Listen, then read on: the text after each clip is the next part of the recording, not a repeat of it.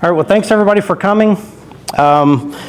If you don't know me, my name is Branden Miller. I've spoken at either HackerCon or SecureWV for probably 11 years, back whenever it was at the Holiday Inn in the basement. Yeah, it was Ramada. Ramada, that's, yeah. It was like us and then the LARPers next door. Does anybody remember that one? I know you were there. I remember him. I was not a LARPer. We'll talk. No, it was kind of sad because we had to go explain the 3-2-1 rule to those guys, right? 3 hours of sleep, yeah, those kinds of things. But we focused on the one shower because that was an interesting weekend, wasn't it? So if you've heard me speak more than once, usually what I'll do is on odd years, I'll do a technical presentation. I think the year for Reboot, it was like resetting and doing configuration management with free tools, right? You don't have to buy these multi-million-dollar tools to do configuration security management. And then on the even years, I'll try to do something fun where it's more of a storytelling exercise. But I always tie it into information security. This one, you're lucky, is a story year. So this is me. I'm learning how to fly fish, and in the background is a non-fuzzy picture of Bigfoot. And don't let my wife know that I just referred to her as Bigfoot, but this is my new passion, as well as shooting sports. I'm about to spend probably tens of thousands of dollars on rods and reels and flies and all that stuff because I had a blast. It may have been because I was in Wyoming, but it was still fun. Okay, so let's begin. Did that advance? That did not advance because I'm not duplicating. Sorry, technical controls. Let me, there we go. Okay, so today I'm going to spin a yarn about why I was afraid of the dark until well into my 20s. And whenever I speak about this, I'm being absolutely serious. So I grew up in Southeast Texas. We were a farming community with no farmers. So what that means is someone owned all the land around us, but in order to pay taxes one year, they sold off a portion of the land, and then we built a small community called Hildebrand. We were roughly 10 miles from the nearest town. There were 3 ways to get in or out of our little area there, our little community. You could go what we called the Beaumont Way, which is where we'd get to the metropolis of Beaumont, Texas, which I think at that time had about 100,000 people. You could go the back way over a bridge, and you could get to Nederland, Port Arthur, Port Neches, or you could go the other back way and get, once again, to Beaumont. But kind of weirdly laid out. It was 10 miles to each location. So, whenever you grow up and you don't have things like street lights, you kind of get accustomed to the dark. The problem is, I was born in 1973, about 1979, this magazine came out. You may have heard of it, called Fangoria. Has anybody heard of Fangoria magazine? Yeah, so right around the early 80s, a friend of mine in, I guess that would have been middle school, well, I was 11, mentioned Fangoria magazine. And I was like, this is awesome. I must get a copy, right? So this is probably 1981, somewhere in there. However old I was. I was 10 or 11. So I went to my local Paul's Discount bookstore, and I walked in, and I said, Paul, actually, I never called him Paul because he was my dad's friend, so I had to call him by his last name. Mr. Johnson, I need Fangoria magazine and I can't find it out here. And he laughed at me and said, I know your dad, he will kick my butt, leave my store now. So then I told my brother, and my brother, being the great guy that he is, took me to this store called Sunrise Records. Now this is early 80s. This photo is not from the early 80s, it's actually from a recent photo. Basically, Sunrise Records has not changed, except that they've expanded sections. we had records and 8-tracks back then, and then they introduced cassette tapes and CDs and DVDs and all that. And then now they're almost back exclusively to vinyl, which is pretty cool. But I walked up confidently to the front desk. I told the man why I was there. I must have my copy of Fangoria. And he said, buddy, you don't want the magazine, you want the real thing. And he started telling me my first urban legend. My brother, unbeknownst to me, was standing behind me, taking in the whole thing. He was 16, he was old enough to drive. He's the one that brought me there. So he tells me the story of the Goat Man in Denton, Texas. So, has anybody ever heard of Denton, Texas? Whoa, okay, all right. Heard it from, oh yeah. So, basically, it's this very small town north of the Dallas-Fort Worth area. And back in the 30s, there was a very successful African-American businessman. And he labeled himself the Goat Man. And the reason was he had a whole herd of goats. And he was known throughout the region, actually northeast Texas, of having quality meat, quality milk, and cheese. So people would come from all over Oklahoma and Texas to come see the Goat Man. Well, he hit upon an idea one time. He said, maybe business could be better, so I need to put up a sign advertising. That's what people seem to do. So he put up a sign that said, or read, "This way to the Goat Man." That's all it was. He put it on the bridge with an arrow. Unfortunately, this being the 30s in Texas, the KKK was very upset. How could this man have the audacity to try to better himself and take away market from the white farmers, the white businessmen? So they actually went and looked for him one night. So his name was Oscar Washburn, and they visited upon him. They drug him from his house. They put a noose around his neck, and they threw him off this bridge, this very bridge right here. They waited a little while doing whatever KKK people do, I don't know, and then they went down to have a picture taken with him. And there was no one hanging at the end of the rope. So then they began looking for him. Couldn't find him, so they went back and they did things to his family that I won't talk about. But what happened was, that was 1935, I believe it was. The end of 1935, people started seeing this half-goat, half-man creature that frequented this bridge. So my brother, being the kind of guy that he is, he thinks it's worth driving 7 hours one way just to scare the crap out of my son. So he got permission from my dad to go see my uncle who lived in the area, and we went up there. We went at midnight, as the lore said. You stop on the bridge, you turn off all the lights, you honk your horn 3 times, and then both of us got so scared we flew out of there, didn't see anything, drove all the way back home that night. So there was that. So basically what happens is, whenever we get home, he says, "Hey man, don't tell Dad, obviously, but number 2, you know that we have our own local Goat Man, right?" And I'm like, "What?" And he says, "Yeah, less than 2 miles away, you have this old dirt road. Do you know what the name of that road is?" I said, "That's Steinhagen Road." He said, "Well, it used to be called Cragen Road, but they changed it to Steinhagen to hide the fact that there's a Goat Man that lives out there. Full man body, head of a goat.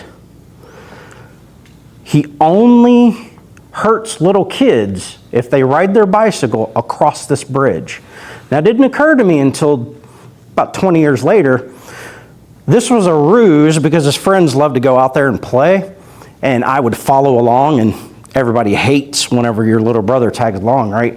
So that's what got me to stop at the bridge, and I would no longer follow them, and they could go do whatever they wanted to do.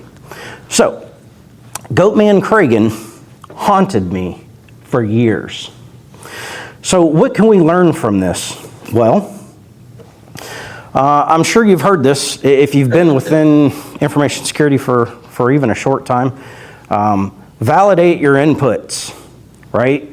So I was told a story from a guy that was selling vinyl records about some dude up in Denton, Texas, 7 hours away, and then my brother relays the story, changes a little bit, to tell me about the goat man that lives by our house and kills little kids to keep me from crossing a bridge. So validate your inputs. I think it's, not SANS top 20, OWASP top 10. I think Control 5 is validate your inputs. So I have a little note here. You have like syntax validity and semantic validity, right? So syntax validity, if you're requiring, say, a 4-digit ID number, then you want to make sure that it's, because I use the word number, that it's got numbers, right? No letters. It's 4 digits, not 1, 2, 3, or infinite number, that it's actually 4. And then whenever it comes to semantic, that is basically ensuring that things just kind of holistically make sense. That's the easiest way for my pea brain to understand it. The example I like to give is if you're requiring a start date and a stop date, make sure that the start date is before the stop date. It's just that simple sometimes. We try to overinflate that one because that is the hardest one. You have to understand logic in order to make your code logical, is the theory. Well, actually, that's probably why I was never a good coder. So there you go. I was that guy that learned Python a couple of years ago, and I still suck at it. All right, so my second example is what we call, back home, the Houston Batman. So you guys have Mothman.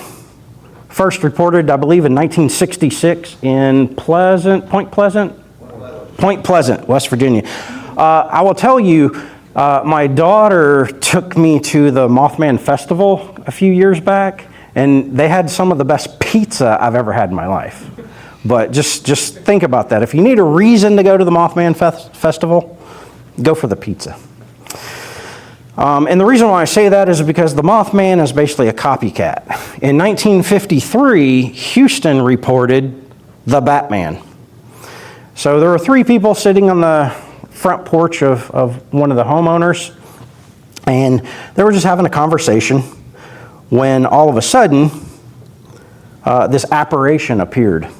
They described it as a dark, mystical figure, about 6 feet tall, and it had wings of a bat. Now, basically, the homeowner, she was in the middle of a conversation and she froze. She was just scared out of her mind, couldn't do anything. You know, they talk about fight or flight. Well, there's a third condition where you freeze, okay? She met that third condition. The other 2 people turned to look what she was scared of, and they saw this mystical figure with wings leap up into a pecan tree, and it stared into their souls for 30 seconds.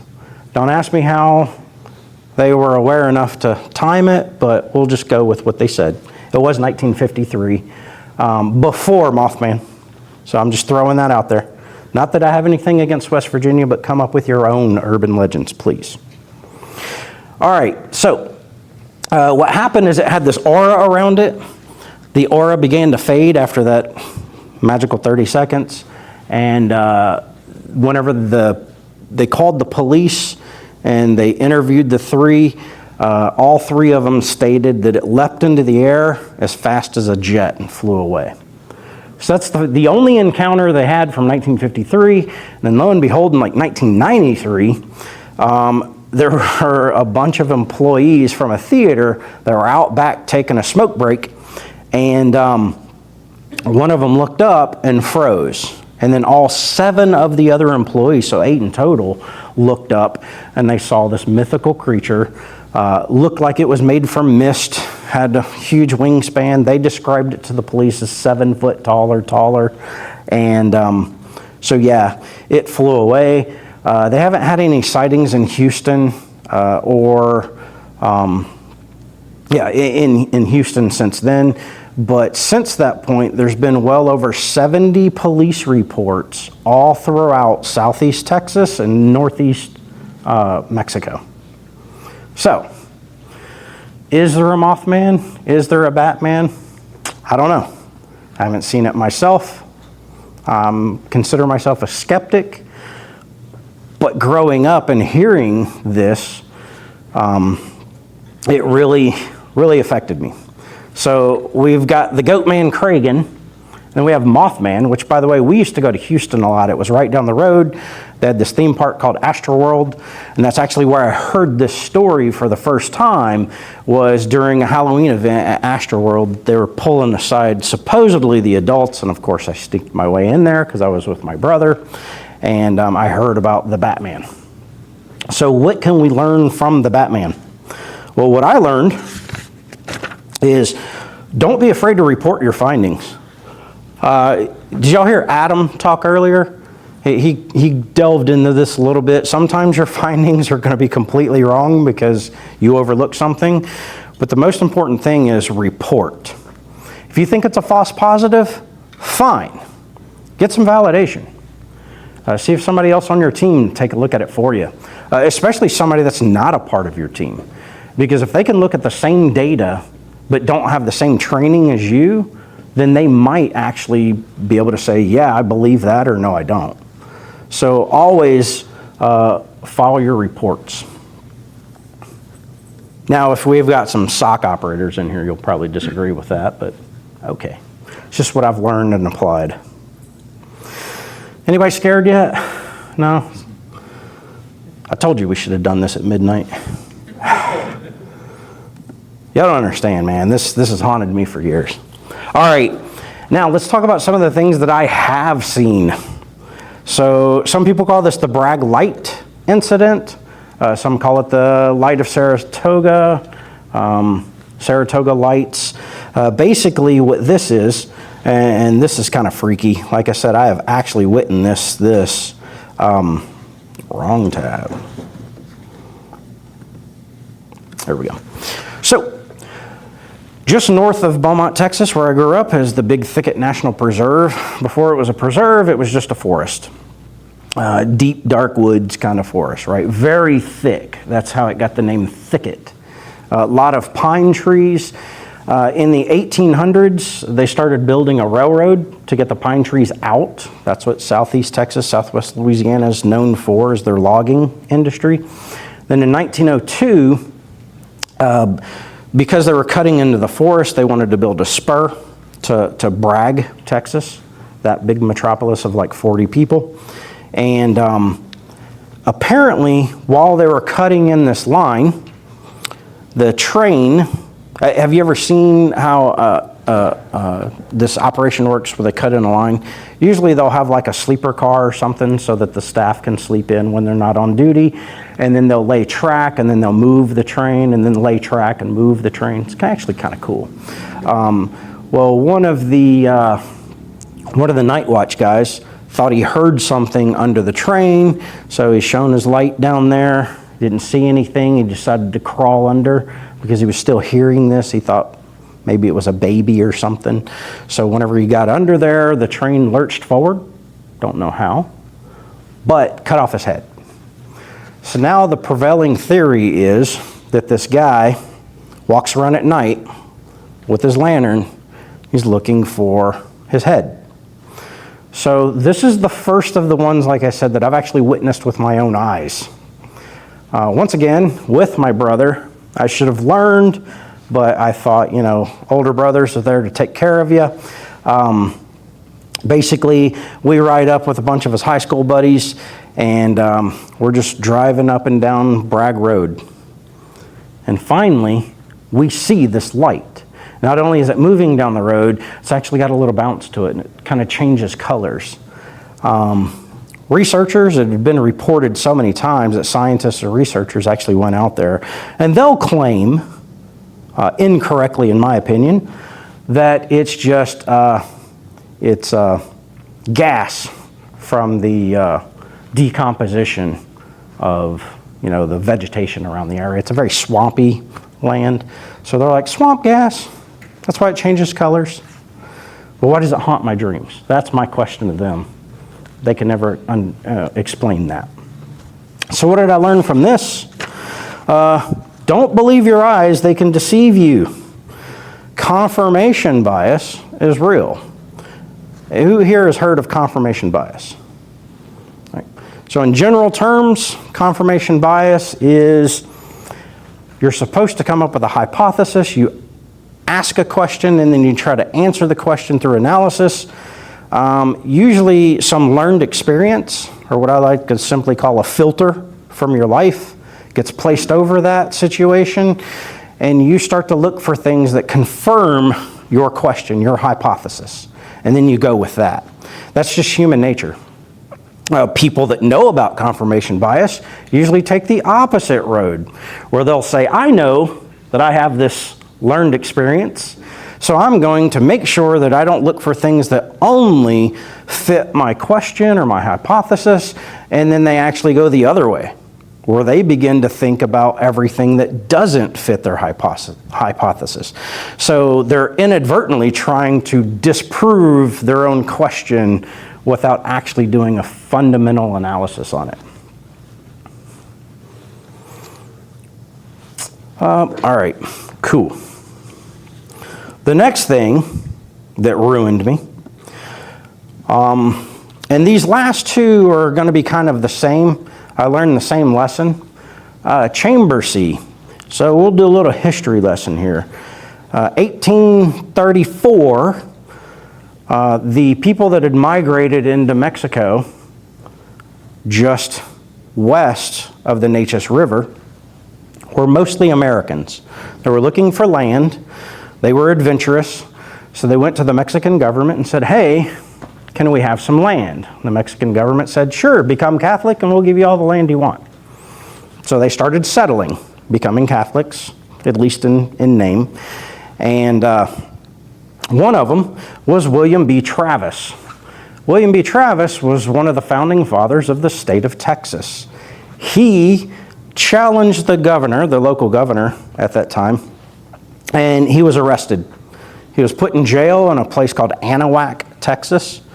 And the only two things Anahuac, Texas has going for it is the fact that they can have a plaque that says William B. Travis was jailed here, and this haunt. So Chambersea. Basically, one of the people that came out and tried to stop the rioters that were trying to break William B. Travis out of jail was a man named Chamberlain. He has a storied past. He was seen as a Tory at that time. I don't think that's the exact phrase they called him, but if you think American Revolution, you had the colonials and the Tories. So they basically knew that he didn't want an independent and free Texas. So they blocked him as they stormed the jail and took William B. Travis out of the jail, and then began the revolution. Well, after the revolution, this guy decided, it sucks being poor. I know what I did was wrong. I'm a shyster anyway. Maybe I'll try to weasel my way into this Texas government. So he actually became the first non-sitting, well, let me rephrase it. He became the first Chief Justice of the Texas Supreme Court. Now, that first year that we had a Texas Supreme Court, they never sat. And it's because this guy didn't want to travel to hear court cases. They found out later it wasn't even a lawyer, most likely. He was a land surveyor. But all that to say, when they ran him out of the little town that he was in, he went back to Anahuac, Texas, and he built this, they say it's a plantation-style home, but I've never seen a plantation home that's that small. Looks more like a beach house to me, but all right. So what happened was, he had a party, housewarming party, if you will, and he had all the people from Anahuac, Texas over, and they were all in the second story, like all 15 of them. Someone came by, apparently, decided, I didn't like this guy whenever he tried to block us from getting William B. Travis out of jail. I don't like him now. He took a shot at him through the upstairs window on the right-hand side and killed him. Not only did they kill him, but the bullet went through him and hit the portrait of him as chief judge in the same location. So now if you go to this house, and I've been there at night, you can actually hear him moaning from being shot, that gunshot wound. Now, it has nothing to do with the fact that there's lots of seagulls and things in the area because it's a coastal town. It is because the ghost still haunts this location. Now, with that said, there were enough sightings of an apparition and enough people that heard the moaning that they called in paranormal investigators, and those guys actually left the house before they were done with their study, and they said they could hear people walking around, they could hear moaning, and it was really scary for them, so they left. Plus, this was before Discovery Channel, so I'm sure they weren't making a lot of money. They figured, we don't want to sleep here, let's go get a hotel. I don't know. And then the last one, and like I said, I did see the light. I didn't see the apparition, but I did hear people walking inside. Never mind, it was probably my brother. All right, Sarah Jane Road. Another, we'll go forward in history a little bit. The Civil War, there was a lady named Sarah Jane that lived in what now is Port Neches on the Neches River. And Sarah Jane actually had a baby, her husband, and he went off to fight the war for the Confederate side. While he was gone, the Union invaded. They tried to invade Galveston, but they couldn't get into the port of Galveston. So then they said, what soft targets do we have? They tried to go up the Sabine River, and this drunkard by the name of Dick Dowling, he was a failed officer for the Irish, and he came over to the United States, and he said the Confederacy was willing to pay him more than the Union, so he joined the Confederacy. He kicked the crap out of them, and then so they moved around to what is the Neches River. Bigger opening, could get more ships in, full invasion. They heard when that a Confederate officer's wife lived nearby, so they went to pay her a visit. Spies came by her house, let her know that they're coming for her. So she took her baby, went to the original bridge, obviously not this one, and she hid her baby in a wicker basket and put it under the bridge, and then went back to deal with the Union soldiers. They stuck around for a while looking for her husband, never found him, so they left. When she went back to the bridge, the tide had come in, and she couldn't find her baby. So she actually hanged herself from a tree near the bridge, and then to this day, she walks around looking for her baby. And this one is one that I've seen, and really scared the crap out of me. It's kind of a rite of passage for high schoolers. Whenever you're a freshman, you go down Sarah Jane Road, and you just kind of hang out until you see her. So me and a group of kids went with one of our seniors. We actually saw it. So I swear that I saw her walking down the street. Now my friend says that it was probably like a whole swarm of gnats and the headlights hit the gnats. But I'm telling you right now, I saw Sarah Jane. She was looking for her baby. She looked right into my soul. Maybe. I don't know. Could have been scared. Fast forward, during the day, we used to actually go to this bridge. This is what it looks like now. And we would swim in this little inlet right here. Some people call it a bayou. It's basically a ditch. That's all it is. But this is probably what's going to give me cancer, because what you can't see is if you turn the camera this way, all 5 of the major petrochemical companies have refining plants about 100 yards on this side of the bridge, and we were swimming that as kids. Actually, even whenever I joined the Navy at age 18, whenever we would come home, that's where we would swim. So we never stayed after dark, I can tell you that. We'd rather deal with the alligators, the water moccasins, the snapping turtles, than to see Sarah Jane again, because all of us, with the exception of that one guy, who I think is just unstable anyway. He probably was lying to us so that he could go back and befriend Sarah Jane. So what did I learn from this? Basically, once again, the confirmation bias, that plays into a little bit, right? We all wanted to see it, so we saw it. He didn't want to see it, or maybe he did, I don't know. But he chose not to see it.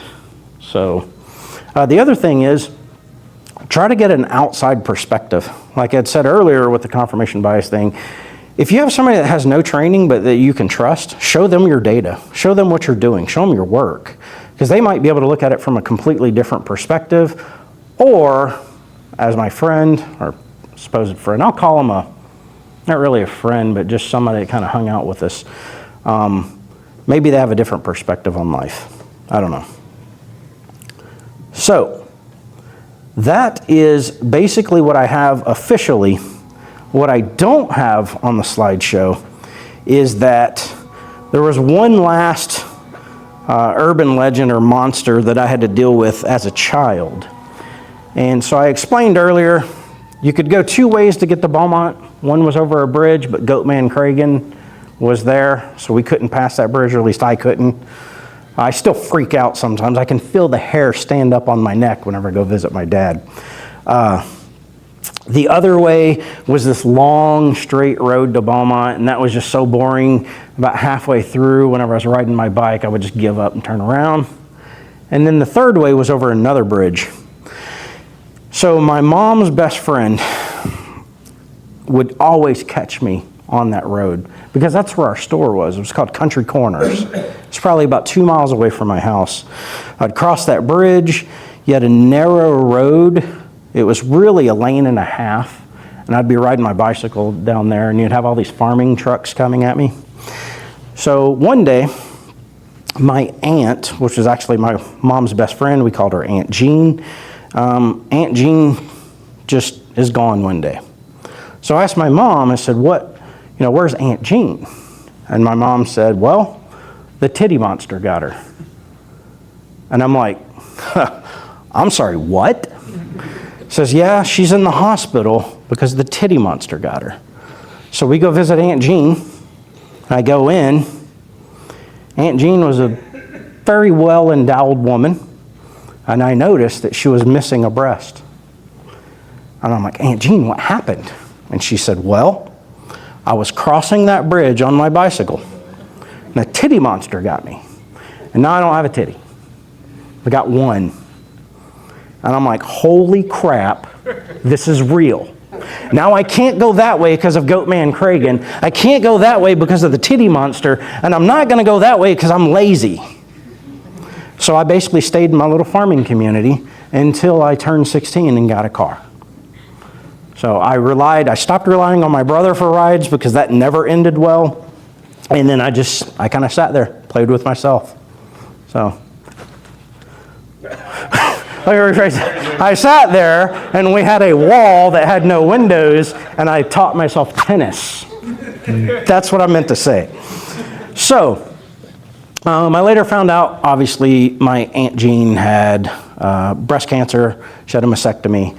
But I wasn't actually told that by either my mom or Aunt Jean until my mom passed whenever I was like 35 years old. She came up to me and she said, there's not a titty monster, right? And I'm like, I'm pretty sure I figured that out years ago. But thanks for waiting until this day at my mom's funeral to explain that. I appreciate it. Love ya. Love ya. Give me a hug, you one-tittied wonder. And so that's what I have. Like I said, I like to tell stories. Sometimes I'm technical, but mostly I just like to keep a job. So if I've got a new job, but if anybody out there is hiring, I will always talk to you. Right? If not for me, for someone else. Any questions? All right, well, thank you. Bill. Yes, Bill. Yes, sir. So I think we make some next titty monster t-shirts. I think this is the market. I've got a picture of my Aunt Jean in the 50s with a beehive haircut, right? There, 50s, 60s, whatever that was. You were alive then. What was it, 50s or 60s? No, I'm more than willing. We need to come up with t-shirts, with Titty Monster. That is a great story. They're all great. So, thank you, I appreciate that. Any other questions, comments? No? Hopefully I've given you enough information security nuggets that when they see me in 2 years give my next story talk, they won't just laugh and throw it in the bit bucket. All right, cool. Thank you very much, I appreciate it.